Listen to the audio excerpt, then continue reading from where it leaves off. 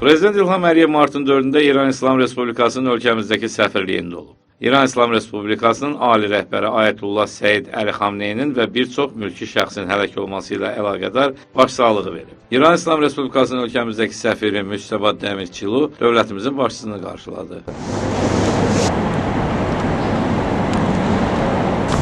Azərbaycan Prezidenti matəm kitabına ürək sözlərini yazdı.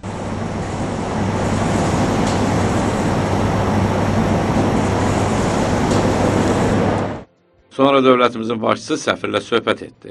Prezident İlham Əliyev İrana səfərləri zamanı Ayətullah Səid Əli Xamney ilə görüşlərini həmişə ən xoş təəssüratlarla xatırlayacağını dedi. Müstəba Dəmirçilu səfirliyə gələrək başsağlığı verdiyinə görə Azərbaycan Prezidentinə minnətdarlığını bildirdi.